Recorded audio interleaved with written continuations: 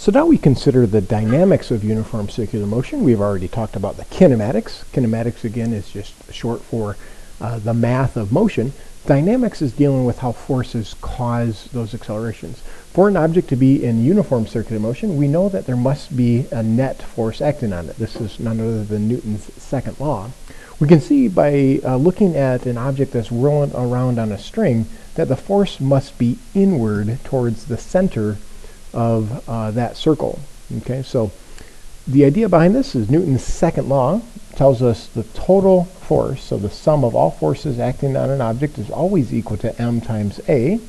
The idea here is that those forces are sort of pointed inward, always towards the center. So let's go ahead and put a subscript underneath each one of these things to represent that those are center-seeking forces. Now we know a way of calculating a sub c.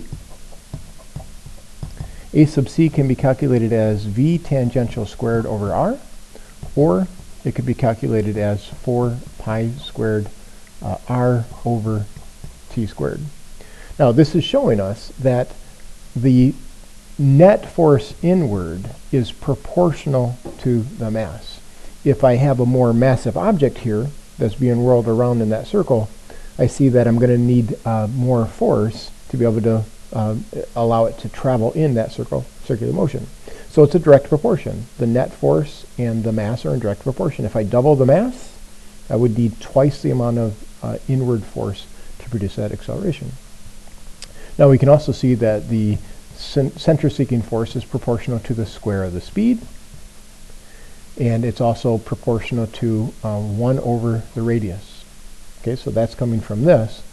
And on this one, we can see that the sum of the forces is proportional to the radius, but also proportional to 1 over the period squared. So these things will allow us to determine proportionalities. Now, it seems like there's some contradictions here, because in this way, I see that the sum of the forces is inversely proportional to the radius. In this one, I'm saying the sum of the forces is directly proportional to the radius. So it can't be both. The idea behind this, though, is that if I'm saying the sum of the forces is proportional to the radius, the other things need to stay the same.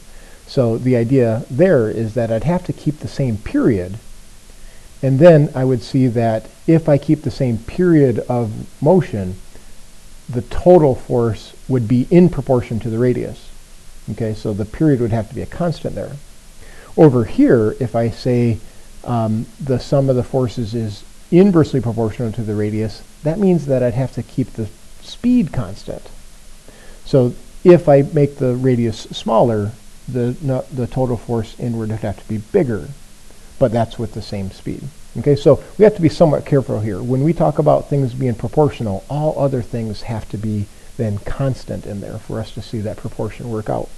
So we call this net force pointed inward, we call that the centripetal force. Okay, and again, centripetal means center seeking. So it's an inward force.